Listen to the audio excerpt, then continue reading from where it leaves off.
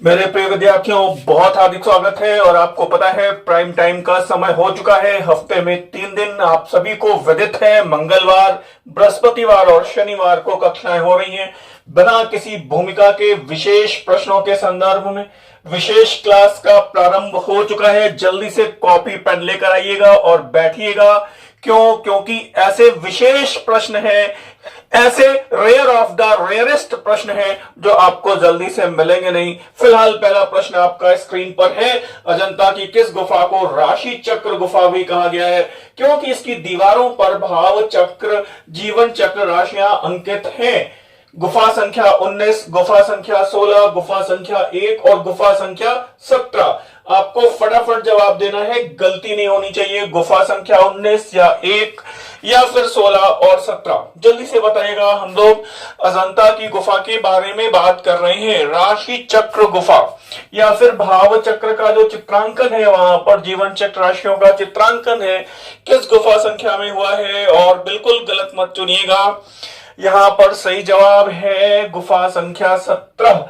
तो 16 में क्या है आपको पता है, मरणासन्न राजकुमारी। और गुफा संख्या 1 में क्या है, पिछले लेक्चर में डिस्कस किया था मैंने, बोधिसत्व पद्मपाणि अवलोकितेश्वर। फिलहाल आगे बढ़ते हैं हम लोग और ध्यान से देखिएगा। कुछ थोड़ी सी यहाँ पर आपको चुनिंदा बातों के रिमार्क्स दिए गए हैं, देख लीजिएगा। चाहे तो स्क्रीनशॉट भी ले सकते हैं। गुफा संख्या 17 को राशि चक्र गुफा कहा गया है, बिल्कुल ठीक बात है।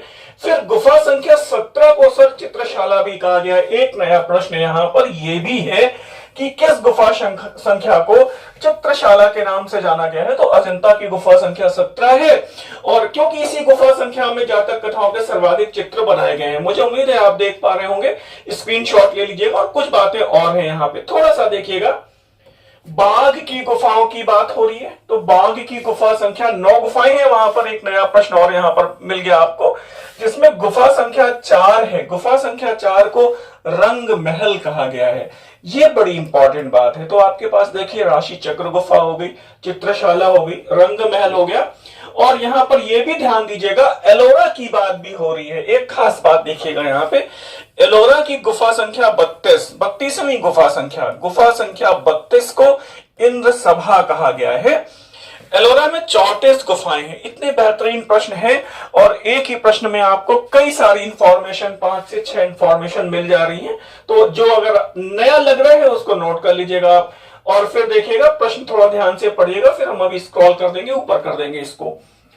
गांधी के द्वारा दांडी समुद्र तट पर नमक कानून को तोड़कर सविनय अवज्ञा आंदोलन को प्रारंभ करने पर, यानी कि जब गांधी ने सविनय अवज्ञा आंदोलन प्रारंभ किया और साबरमती से चल के वो दांडी समुद्र तट नौसारी जिले में पहुंचे, तो वहां पर किस समाचार पत्र ने उनका उपहास उड़ाते हुए लिखा कि गांधी महोदय समुद्र के जल को तब तक उबाल सकते हैं जब तक कि डोमिनियन स्टेटस मिल नहीं जाता, जब तक कि डोमिनियन स्टेटस मिल नहीं जाता। न्यूयॉर्क टाइम्स है, स्टेट्समैन है, टेलीग्राफ है, या the guardian and the times है। थोड़ा ध्यान दीजिएगा, गलती ना हो, जल्दबाजी हो सकती है यहाँ पे। कहीं पर आप हो सकता है इसको चुन लें या टेलीग्राफ चुन लें, लेकिन यहाँ पर सही जवाब स्टेट्समैन है। वेरी इंपॉर्टेंट, ये प्रश्न कई बार पूछा गया है। ध्यान रखिएगा, हम लोगों को कम से कम 10 प्रश्न परीक्षा भवन में ऐसे सही करने हैं जो और लोग गलत करते हैं। 10 प्रश्न ऐसे कम से कम हम लोगों को सही करने हैं जो और आपके कॉम्पिटिटर गलत करते हैं, और ये सब प्रश्न आपके और कॉम्पिटिटर गलत कर सकते हैं। ध्यान रखिएगा, यहां पर थोड़ा सा रिमार्क है। कलकत्ता से प्रकाशित होने वाला समाचार पत्र स्टेट्समैन ऐसा लिखता है, ठीक है। फिलहाल आगे देखिएगा। दुशाला ओढ़े हुए योगी की मूर्ति किस स्थल से मिलती है? हड़प्पा सभ्यता का प्रश्न है। रामगढ़, मोहनजोदड़ो, हड़प्पा या फिर लोथल? तो दुशाला ओढ़े योगी तो कुछ बातें दिखाई पड़ती हैं, और ये एनसीईआरटी का प्रश्न है, सबसे बड़ी बात है। और मैं बताना चाहता हूं, ये पुरोहित के सिर की बात हो रही है, तो बिल्कुल आप कर पाएंगे। और ये मोहनजोदड़ो है, इसमें गलती नहीं होगी। दुशाला ओढ़े योगी या फिर पुरोहित का सिर। और अगर ये थोड़ा सा और मैं इसको सिंप्लीफाई करूं, थोड़ा सा और गहनता में जाऊं, तो ये किस एरिया से मिला है मोहनजोदड़ो के? तो आपको पता है कि ये डीके एरिया से मिला है, डीके एरिया। और फिर आपको पता है वो जो कांस्य नर्तकी या फिर डांसिंग गर्ल वाला जो कांस्य मूर्ति है वो कहां से मिलती है? वो HR एरिया से मिलती है। मुझे उम्मीद है काफी लोग क्लास में आ चुके हैं इस समय तक। और ये देखिए भूमि माता पुत्रो हम पृथिव्या की संकल्पना कहाँ मिलती है। आप ऐसे कह सकते हैं मतलब सूक्ष्म संकल्पना के रूप में मातृभूमि की संकल्पना कहाँ पे मिलती है, किस वेद में मिलती है। इसमें ऋग्वेद, यजुर्वेद, सामवेद, अथर्ववेद है, तो आप कर पाएंगे। और ये सरल प्रश्न है और ये अथर्ववेद है और इसके भूमि सूक्त से मही वेद भी इसको कहा गया है। ध्यान दीजिएगा, मही वेद भी कहा गया है। मही माने धरती होती है और फिर ध्यान दीजिएगा वो इसका भूमि सूक्त है। भूमि सूक्त में वो मातृभूमि की संकल्पना सूक्ष्म रूप में मिलती है। मैं कई बातें आपको बड़ी विशेष ढंग से डिस्कस करने की कोशिश कर रहा हूं। इस प्रश्न को देखिएगा, गांधी की दांडी यात्रा को किसने क्रांति के बालवाड़ी चरण the kindergarten stage of revolution की संज्ञा दी और उनका उपहास किया और क्या कहा कि क्या एक केतली में समुद्र के पानी को उबालकर ब्रिटिश सम्राट को हराया जा सकता है? क्या केतली में समुद्र के पानी को उबालकर ब्रिटिश सम्राट को हराया जा सकता है? इरविन कहते हैं, ब्रेल्सफोर्ड कहते हैं, वेब मिलर कहते हैं या फिर ब्रूमफील्ड कहते हैं। थोड़ा ध्यान से देखिएगा। अब ऑप्शन है आपके सामने चारों, जवाब आपको देना है और जल्दबाजी बिल्कुल मत करिएगा। और मैंने कई पत्रकार जिन्होंने इस सविनय अवज्ञा आंदोलन को कवर किया उनके नाम मैंने आपको पिछले लेक्चर में बताए थे। और यहां पर वेब मिलर को चुनने की गलती मत करिएगा। और यहां पर ये जवाब है एचएन ब्रेल्सफोर्ड। इरविन को भी दिमाग जा सकता है आपका, लेकिन ये ब्रेल्सफोर्ड है, दिमाग में रहना चाहिए। ये सब प्रश्न गलत ना हो और अच्छे प्रश्न हैं। और देखिएगा ब्रेल्सफोर्ड ने अपनी पुस्तक रेबल इंडिया में इस बात को लिखा है। तो ये भी एक नई बात हो गई कि ब्रेल्सफोर्ड की पुस्तक कौन सी है, रेबल इंडिया। ठीक है, ओके, आगे देख लीजिएगा। कौन सा हड़प्पा सभ्यता का स्थल नहीं है, हिस्सा नहीं है, सॉरी हिस्सा नहीं है, सार्वजनिक स्नानागार। तो क्या स्नानागार मिलते हैं? हाँ सर मिलते हैं। कहां से मिला है सर? एक तो बड़ा वाला जो मिला है वो महत्वपूर्ण इमारत है मोहनजोदड़ो से मिला है, बिल्कुल ठीक है। पकी हुई मिट्टी की ईंटों का उपयोग हुआ है, बिल्कुल हुआ है, ये बात भी ठीक है। मंदिर और पूजा गृह मिलते हैं क्या? डॉकयार्ड मिला है? जी हाँ मिला है, और वो मिला है लोथल से मिला है, बिल्कुल ठीक बात है। तो इसका मतलब ये है, हमें दिखाई पड़ रहा है कि मंदिर और पूजा गृह नहीं है। ध्यान रखना होगा कि हमारे पास मातृ देवियों की पूजा की संकल्पना के रूप में मूर्ति पूजा की सूक्ष्म संकल्पना तो मिलती है हड़प्पा सभ्यता में, लेकिन मंदिर नहीं मिलते, पूजा घर नहीं मिलते, मंदिरों के साक्ष्य हड़प्पा सभ्यता में नहीं है। बात क्लियर हो रही है?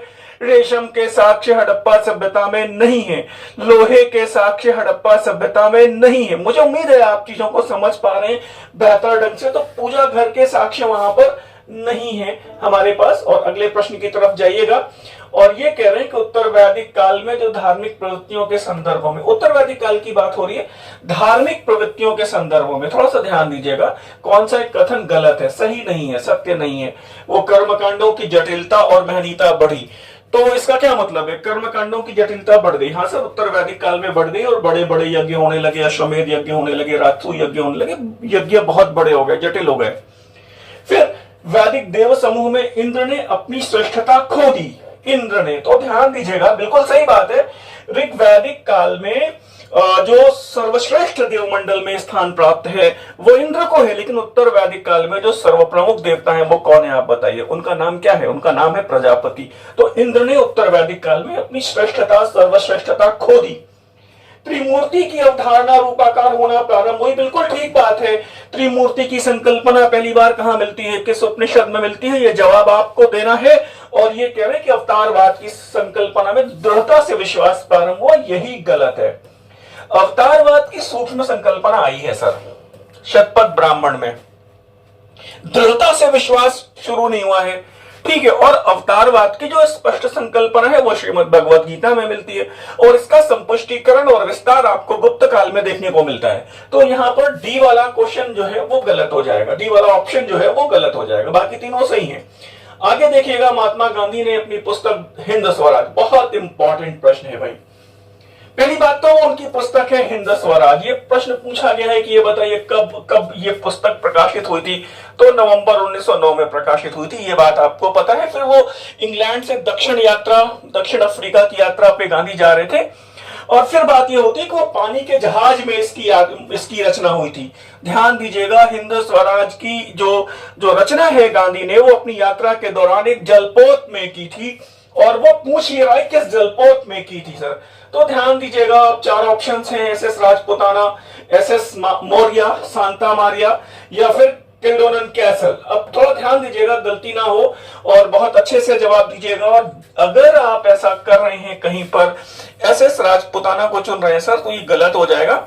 आप कहेंगे सर क्यों गलत हो जाएगा? क्यों? क्योंकि इस जहाज से Gandhi second round table conference में भाग लेने के लिए भारत से इंग्लैंड गए हैं। ध्यान दीजिएगा बात क्या हो रही है। तो अब तीन में कौन सा एक सही है? तो वो क्या, अब यहां पर यात्रा भी आप देख लीजिए, वो इंग्लैंड से दक्षिण अफ्रीका की यात्रा है वो। तो अब मुझे लगता है आप अगर अंदाजा भी लगाएंगे तो बिल्कुल ठीक लगा लेंगे। और ये है किल्डोनन कैसल, बहुत इंपॉर्टेंट है, बहुत इंपॉर्टेंट है, बहुत इंपॉर्टेंट है। और ये भी ध्यान रखिएगा, एमएस मौर्या जो शिप है ये विनायक दामोदर सावरकर से संबंधित है। ध्यान दीजिएगा गलतियां ना हो। तो फिलहाल अगले क्वेश्चन की तरफ हम लोग जा रहे हैं। क्वेश्चन नंबर 8 देखिएगा। और ये देखिए मतलब बहुत कुछ है यहां पर, ऐसा कुछ है जो जल्दी से आपको मिलेगा नहीं। गांधी ने नवंबर 1909 में इंग्लैंड से दक्षिण अफ्रीका की यात्रा के समय इस जहाज पे किल्डोनन कैसल पर अपनी पुस्तक हिंद स्वराज की रचना की थी। यह पुस्तक पाठक और संपादक के बीच में हुई एक काल्पनिक संवाद के माध्यम के रूप में लिखी गई है। मैं इसके पहले कि आगे बढ़ूं, विनम्रता पूर्वक आपको यह बताना चाहता हूं कि हम लोगों ने पहली बार अभी व्हाट्सएप पर एक चैनल शुरू किया है। आपको स्क्रीन पर नंबर दिए होते हैं, इनके माध्यम से आप हमें ज्वाइन कर सकते हैं। पाथफाइंडर आईएएस के नाम से वो हमारा चैनल है। उसमें आपको बहुत सारी जानकारियां, क्लास के संदर्भ में जानकारियां, इतिहास से संबंधित बहुत सारी जानकारियां आपको मिलती रहेंगी। फिलहाल हम लोग आगे बढ़े उसके पहले ये बता सकते हैं हम आपको कि हम लोगों की अभी जो ये श्रृंखला चल रही है, और आपको अगर ऐसे ही बेहतरीन प्रश्नों का संकलन चाहिए तो हम लोगों की ये जो प्राचीन भारत की अमृत संजीवनी के नाम से ये पुस्तिका 3000 प्रश्नों का संकलन है, ये प्रकाशित हुई है। टॉपिक वाइज है, आप देख सकते हैं इसको बहुत अच्छे से अपने अध्ययन और रिवीजन की प्रक्रिया में इसको शामिल कर सकते हैं। इसमें कठिन प्रश्नों की विशेष तौर पर व्याख्या दी हुई है, जैसे रिमार्क्स यहां लिखे होते हैं। इसी तरह मेडवल इंडिया की ये हम लोगों की अमृत गंगा के नाम से है। 2500 प्रश्नों का संकलन है, टॉपिक वाइज है, अरबों के आगमन से शुरू होता है, परवर्ती मुगलों तक जाता है।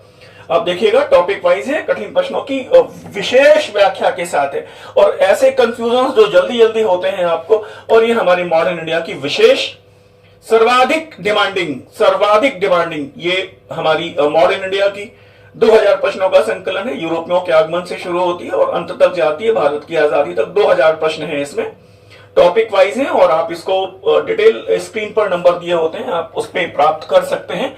तो फिलहाल हम लोग आगे बढ़ते हैं और देखिएगा वो आपकी मर्जी पर डिपेंड करता है। आगे देखिएगा ये पुस्तक 1909 में इंडियन ओपिनियन अखबार में, ध्यान दीजिएगा ये पहली बार प्रकाशित कहां पे हुई? इंडियन ओपिनियन में हुई, और हिंद स्वराज शीर्षक से गुजराती भाषा में प्रकाशित हुई। ध्यान दीजिएगा ये बड़ी बात है। फिर देखिएगा इस पुस्तक का अंग्रेजी अनुवाद 1910 में फिनिक्स नाटाल में इंडियन होम रूल के नाम से प्रकाशित हुआ। इतनी जानकारियां हम आपको दे रहे हैं। गांधी ने इसी पुस्तक में लिखा था कि भारत का वास्तविक शत्रु अंग्रेजी राज नहीं है, अपितु समग्र आधुनिक औद्योगिक सभ्यता है। इतने सारे प्रश्न, और ये प्रश्न भी आपसे पूछा गया है, कब रचना की, कहां रचना की, किस जलपोत पे रचना की, किस भाषा में की, कहां पर प्रकाशित हुई, और क्या लिखा गांधी ने इसमें। तो ये सारी जानकारियां एक ही प्रश्न में आपको 7-8 प्रश्न मिल रहे हैं। तो फिलहाल अगले प्रश्न की ओर हम लोग जा रहे हैं। किस गवर्नर जनरल ने घोषणा की, क्या की? मुगल सम्राट बहादुर शाह जफर को शीघ्र ही दिल्ली का लाल किला छोड़ना पड़ेगा, खाली करना पड़ेगा, और दिल्ली के बाहर एक मैरोली के निकट छोटे से गांव में रहना होगा। तो ये घोषणा किसने की? 49 में डलहौजी ने, 57 में कैनिंग ने, 43 में एलन बरो ने, या फिर उपर्युक्त में से कोई नहीं? ध्यान दीजिएगा, उपर्युक्त में से कोई नहीं। प्रश्न को एक बार फिर से देख लीजिएगा आप, और मुझे उम्मीद है आप देख पा रहे हैं प्रश्न को। मैंने थोड़ा सा ऊपर कर दिया है ताकि आप विकल्प को बेहतरीन ढंग से देख पाए। और गलती मत करिएगा सर, यहाँ पे अगर आपने कैनिंग को चुन लिया है जल्दबाजी में तो गलती हो जाएगी, और ये डलहौजी है, ये डलहौजी है। तो कहेंगे सर कैनिंग याद हो रहा है, कैनिंग क्लिक हो रहा है दिमाग में। तो अगर कैनिंग क्लिक हो रहा है दिमाग में तो सर कैनिंग ने कुछ और कहा है। तो कैनिंग ने क्या कहा है तो ये हमने बता दिया। यहाँ पे ये क्वेश्चन नंबर 9 में आपको दिखाई पड़ जाएगा। अब यहाँ पे जवाब देने की जरूरत नहीं है, प्रश्न को ध्यान से पढ़ लीजिए। किसने घोषणा की कि मुगल सम्राट बहादुर शाह जफर की मृत्यु के पश्चात मुगल सम्राट की जो पदवी है वो छीन ली जाएगी और उसे केवल शहजादा कहा जाएगा? ये डलहौजी ने कहा था, कैनिंग ने कहा था, या फिर डलहौजी ने 1850 में कहा था, या फिर उपर्युक्त में से कोई नहीं? और अब आप यहाँ पे जवाब सही लगा सकते हैं, और ये जो स्टेटमेंट है वो कैनिंग का है। वेरी इंपॉर्टेंट है। दोनों प्रश्नों में फर्क है और थोड़ा सा ध्यान रखिएगा। मैं बार बार आपसे कह रहा हूं कि अब जुड़िएगा। हम लोगों की कक्षाएं हफ्ते में 3 दिन रात को 9:30 बजे प्राइम टाइम में मंगलवार, बृहस्पतिवार और शनिवार को उपलब्ध होंगी। और मैं कोशिश करूंगा परीक्षा तक लगातार हफ्ते में 3 क्लास तो कम से कम लेते रहें। और जब परीक्षा की तिथियों की घोषणा होगी तो कुछ नई घोषणाएं हम लोग करेंगे। हम लोगों की एक एनसीईआरटी की टेस्ट सीरीज भी चल रही है। आप उसके बारे में अगर जानकारी प्राप्त करना चाहें, इसके प्रश्न पत्र पीडीएफ के रूप में प्राप्त करना चाहें, आंसर शीट के रूप में, तो उसकी क्या शर्तें हैं, क्या नियम और शर्तें हैं, वो आप स्क्रीन पर दिए गए नंबरों पर जानकारी ले सकते हैं, व्हाट्सएप के माध्यम से ले सकते हैं। अब ये देखिएगा, क्वेश्चन नंबर 10 है।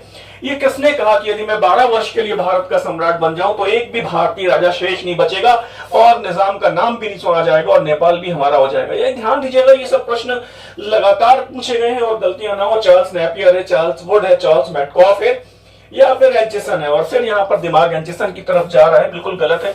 एंचिसन की तरफ इसलिए जा रहा है क्योंकि वो 1857 के समय 1857 के विद्रोह के समय वो ब्रिटिश ईस्ट इंडिया कंपनी की सेना का मुख्य सेनापति है। फिलहाल ये स्टेटमेंट चार्ल्स नेपियर का है। मुझे उम्मीद है आप बढ़िया कर पा रहे हो। और भी बहुत सारे अच्छे प्रश्न हैं अभी आगे। ये देखिएगा, डलहौजी के कार्यकाल में गठित इनाम कमीशन। इनाम कमीशन भी कई बार पूछा गया है, इनाम आयोग भी कई बार पूछा गया है। किसने गठित किया? डलहौजी ने गठित किया। कब गठित किया, कहां गठित किया? जिसकी रिपोर्ट के आधार पर 20,000 जागीरों को जब्त कर लिया गया। और इस कमीशन का गठन कब और कहां हुआ था, ध्यान दीजिएगा। तो 1852 में मुंबई में तो डलहौजी ने गठित किया है। अब ये बात तो क्लियर हो रही है। अब मामला ये है कि कब और कहां गठित हुआ है। 50 में कलकत्ता में, 54 में अवध में या फिर 50 में मद्रास में। और यहां पर ध्यान दीजिएगा, ये 1852 है, गलती ना हो, मुंबई में है। 20,000 जो जमींदारियां थी उनको जब्त कर लिया गया। बहुत असंतोष फैला इससे। ये सारे प्रश्न आपके लिए बहुत परीक्षा के लिहाज से इंपॉर्टेंट हो सकते हैं। शानदार प्रश्न है सर। और ये देखिएगा, इंग्लैंड डेट्स टू इंडिया नामक पुस्तक किसने लिखी? इंग्लैंड डेट्स टू इंडिया नामक पुस्तक किसने लिखी? दादा भाई नौरोजी, दीनशाह वाचा, गोपाल कृष्ण गोखले या लाला लाजपत राय? और मुझे लगता है इस प्रश्न को कर लेंगे और कहीं लेकिन जल्दबाजी में केवल इतना पढ़ा इंग्लैंड डेट्स टू इंडिया, ये किसका है? और जल्दी से अगर आपने दादा भाई नौरोजी चुन लिया है तो गलत है। और जवाब सर लाला लाजपत राय है। तो आप कहेंगे सर हमें तो दादा भाई नौरोजी याद आ रहा है। तो दादा भाई नौरोजी ठीक याद आ रहा है आपको, लेकिन वो पुस्तक नहीं है। ये इंग्लैंड डेट्स टू इंडिया उनका पैम्फलेट है, ध्यान दीजिएगा। ये सबसे बड़ी इंपॉर्टेंट बात है। इंग्लैंड डेट्स टू इंडिया दादा भाई नौरोजी का पैम्फलेट है, जिसमें उन्होंने the drain theory of wealth, धन के बहिर्गमन के सिद्धांत को परिभाषित किया पहली बार, ध्यान दीजिएगा। लेकिन यहां पर ये पुस्तक पूछी जा रही है और ये पुस्तक England debts to India Lala Lajpat Rai की है। लाला लाजपत राय की 2 पुस्तकें और हैं, विशेष तौर पे पूछी गई हैं। अनहैप्पी इंडिया यानी कि दुखी भारत, यंग इंडिया। तो आप कहेंगे sir young India Lala Lajpat Rai की? जी हां, लाला लाजपत राय की है।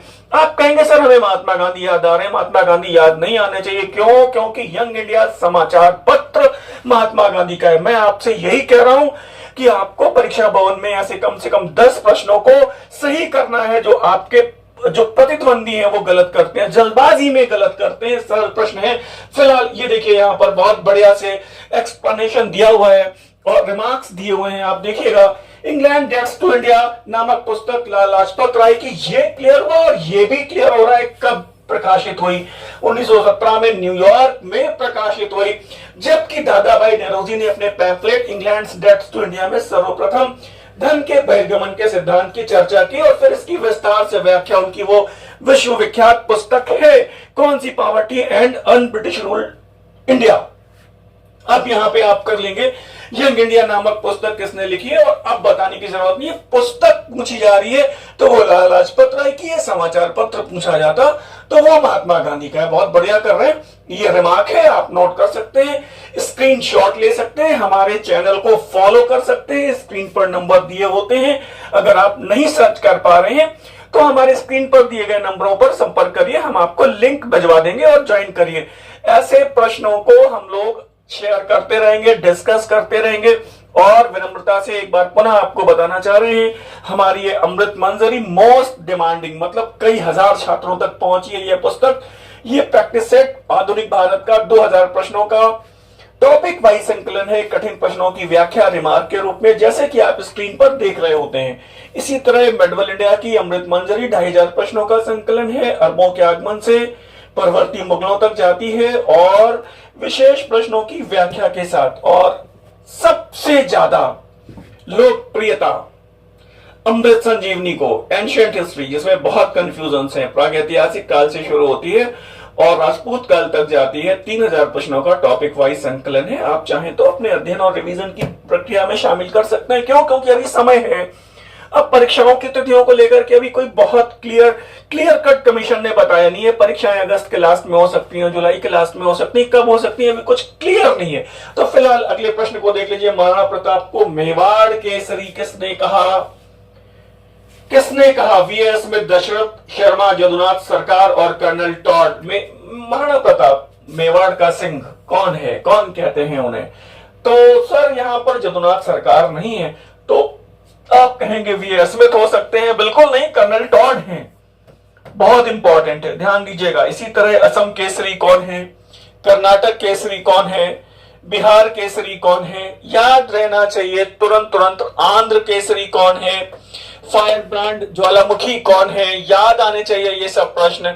होली का त्योहार मनाने वाले बंगाल के 2 नवाबों को आप चिन्हित करें, जिन्होंने ऐसे 2 नवाब बंगाल के जिन्होंने वो होली का त्योहार मनाया, सिराजुद्दौला और मीर जाफर और मीर कासिम, अली वर्दी खान और मीर कासिम, और मुर्शिद कुली खान और मीर कासिम। थोड़ा ध्यान दीजिएगा और जल्दबाजी मत करिएगा यहाँ पे। और हमें लग रहा है कि आप थोड़ा सा दिमाग आपका जा रहा होगा मुर्शिद कुली खान और मीर कासिम, और ये जवाब बिल्कुल भी सही नहीं है सर। और यहां पर सही जवाब है सिराजुद्दौला और मीर जाफर। बहुत इंपॉर्टेंट है, वेरी इंपॉर्टेंट है। मैं आपको बड़ी एक रोचक बात बताता हूं। अवध के नवाबों में भी और विशेष तौर पे वाजिद अली शाह ने भी होली के त्योहारों में, बेगम हजरत महल ने भी होली के त्योहारों में शिरकत की। तो अब बेगमें कैसे होली के त्योहार में शिरकत कर सकती हैं? तो एक बड़ी बात है, बड़ी रोचक बात मैं आपको बता रहा हूं कि जो अवध की बेगम होती थी, उनकी साड़ियां होली के दिन आप ध्यान रखिएगा, जब त्योहार होता था तो उनकी साड़ियां, उनके वस्त्र महल के दरवाजे पर रखे जाते थे और जो प्रजाजन होते थे वो उसमें आके रंग डाल देते थे।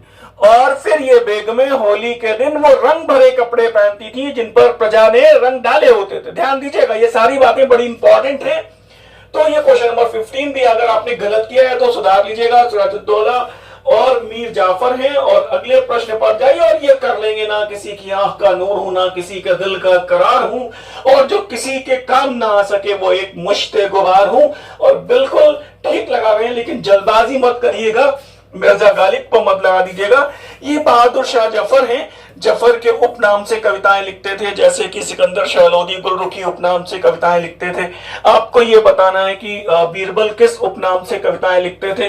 और बहुत सारे ऐसे प्रश्न हैं। और ये ध्यान दीजिएगा, 1857 के विद्रोह के एकमात्र प्रत्यक्षदर्शी शायर मिर्जा गालिब थे। लेकिन ये जो पंक्तियां हैं ये बहादुर शाह जफर की हैं। मुझे लग रहा है बहुत बढ़िया से किया है। और ये देखिएगा क्वेश्चन नंबर 17 है। और अवंती सुंदरी कथा नामक गद्य काव्य की रचना किसने की? बिल्लण भास, भवभूति और दंडन।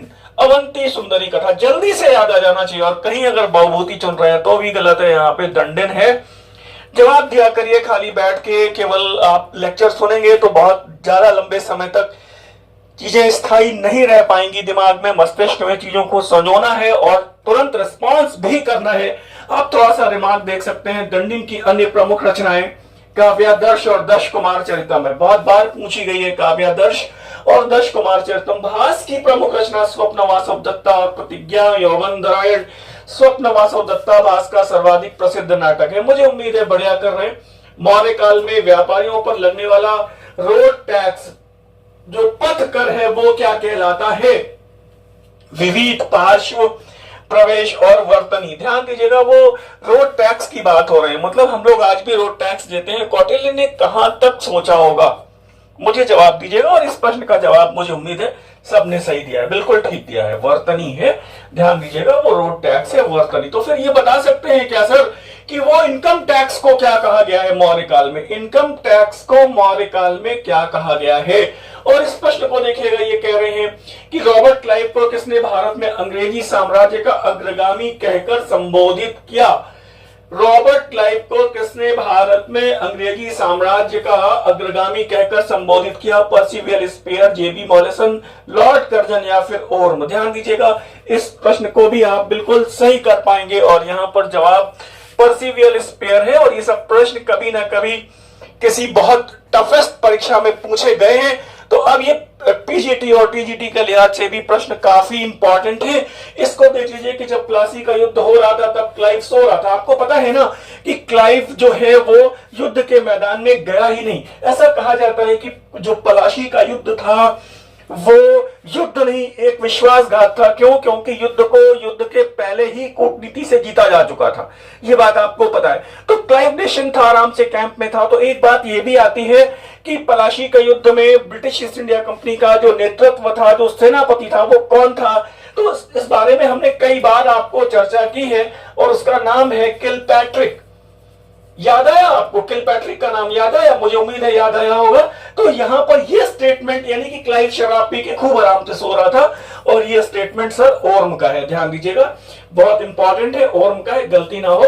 और अगले प्रश्न की ओर हम लोग जा रहे हैं। और अगला प्रश्न ये कह रहा है, कालिदास की रचना मेघदूतम का अंग्रेजी अनुवाद किसने किया? विलियम जोन्स ने, या फिर मैक्स मूलर ने, या फिर फ्रांज बॉप ने, या फिर एच विल्सन ने। और इस प्रश्न को आप कर पाएंगे, और ये है एच विल्सन। फ्रांज बॉप ने, आपको पता है, महाभारत का अंग्रेजी अनुवाद किया है। और ये बड़ा सरल सा प्रश्न है, विलियम जोन्स ने किसका अनुवाद किया है? इसका जवाब मैं नहीं दे रहा हूं, इसका जवाब आप हमें दीजिए। और फिर ध्यान दीजिएगा, मैं आगे बढ़ूं इसके पहले आपको एक बार फिर से रिमाइंड कराना चाहता हूं, ये हमारी अमृत संजीवनी 3000 प्रश्नों का प्राचीन भारतीय इतिहास पर टॉपिक वाइज प्रैक्टिस सेट है, कठिन प्रश्नों की व्याख्या के साथ है। आपकी इच्छा पर निर्भर करता है, आप इसे चाहें तो शामिल कर सकते हैं। ये हमारा अमृत गंगा के नाम से मेडवल इंडिया का 2500 प्रश्नों का संकलन है, टॉपिक वाइज है, प्रैक्टिस सेट है, कठिन प्रश्नों की व्याख्या आंसर शीट के साथ है। और ये हमारा मॉडर्न इंडिया अमृत मंजरी के नाम से आया है, और इसमें 2000 प्रश्न है, टॉपिक वाइज है, और आप चाहें तो इसको मंगा सकते हैं। और अगर आपको लगता है कि ये तीनों पुस्तकें आप नहीं मंगाना चाहते हैं, वो 7500 प्रश्न हो रहे हैं, तो इसमें आप लगभग 3400 प्रश्न है। ये अमृत कलश के नाम से ये पुस्तिका है, कंबाइंड है, एंशिएंट, मेडवल, मॉडर्न, तीनों कंबाइंड है। इसमें 3400 के आसपास प्रश्न है लगभग। आप चाहे तो अमृत कलश को मंगा सकते हैं, और इन पुस्तकों के बारे में जानकारी जो स्क्रीन पर नंबर दिए होते हैं, आप उन पे संपर्क करके व्हाट्सएप के माध्यम से पूरी डिटेल ले सकते हैं। तो अगला प्रश्न देखते हैं, और ध्यान दीजिएगा, ये पहले देख लीजिएगा कि एच विल्सन ने 18 पुराण और मेघदूतम का अंग्रेजी अनुवाद किया। ये ध्यान दीजिएगा, और यहां पर ये बहुत इंपॉर्टेंट है, मेघदूतम का गलती हो जाती है। फिर अभिज्ञान शाकुंतलम का अंग्रेजी अनुवाद किसने किया, ये भी आपको पता होना चाहिए। तो एच विल्सन ने 18 पुराणों और मेघदूतम का अंग्रेजी अनुवाद किया। और आज की क्लास को समाप्त करने का वक्त है। इतने धैर्य के साथ आप हमारे साथ जुड़े रहे। तो जैसा कि आपको पता है कि हमारी कक्षाएं हफ्ते में 3 दिन, मंगलवार, बृहस्पतिवार और शनिवार को रात्रि में ठीक 9:30 बजे लाइव होती हैं। तो हमें उम्मीद है अगली क्लास बृहस्पतिवार को है, आपसे मुलाकात होती है। आज विदा दीजिए, धन्यवाद, नमस्कार।